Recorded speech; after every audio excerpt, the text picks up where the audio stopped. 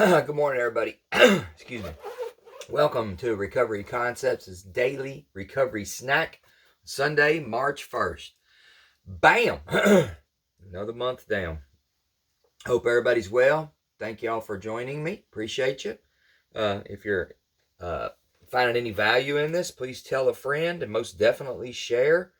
I'm starting to do a little social media advertising, so to say, blah, blah, blah. I don't really know what I'm doing. I'm learning as I go along. Said I'm kind of old. This is all kind of brand new to me, but I'm getting enough good feedback and I like doing it. I think it's a good thing. That's enough.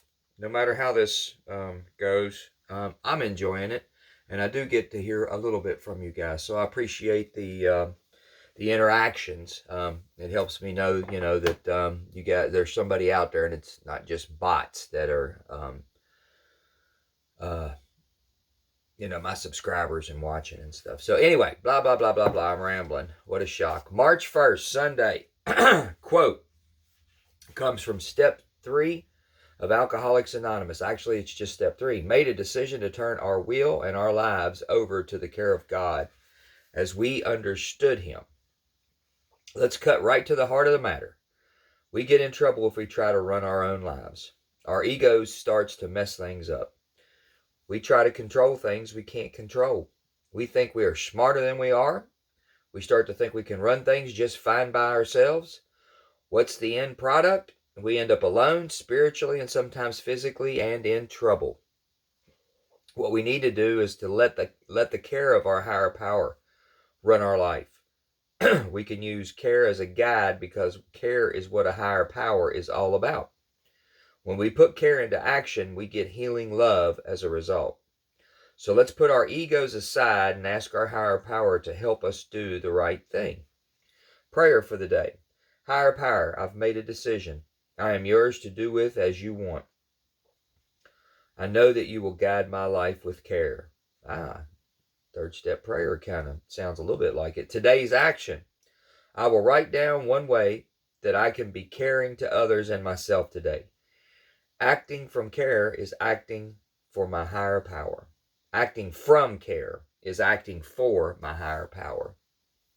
I can relate deeply into getting ourselves into trouble when we try to run our own lives. Our ego starts to mess things up.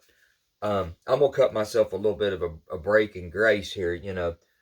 I had a hard time giving up the reins of my life, or in theory, thinking I had a hold of the reins of my life when I was a young man and going on, because I thought my perception of what I was supposed to do as a young American male is be in charge. I'm not no knuckle dragging, woman beating, kind of no bull crap like that. That's not what I mean. I mean that I was supposed to be head of the house. I was supposed to be, taking care of things whenever anything wasn't going associated with how life was supposed to go, or, family challenges, or social challenges, whatever the case may be, that it was on me. I need to be taking care of it and handling it. I put a whole lot of unreasonable expectations, unattainable sometimes expectations on myself. And, I look at it a little bit more from a healthier view today in recovery, that I could probably be a part of most of those things. I've said it a few times. I don't think my God wants me to lean on a shovel and pray for a hole. I think that my higher power wants me to be involved with what's going on, but I need to be a little bit more attentive to prayer and meditation, to ask him what's his idea. Because at the base level root of what I get out of this reading is I have to remember how I showed up the last time that I walked into a rehabilitation center for help again. And it was at the ass end, at the very best ideas that I had to help me make all this stuff stop, to help it get better.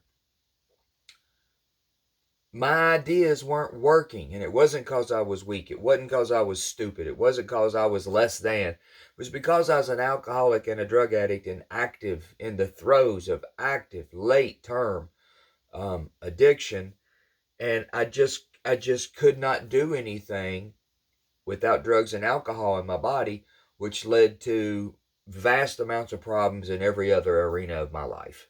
I couldn't get that stuff out to even figure out what in the world what the problem was. So,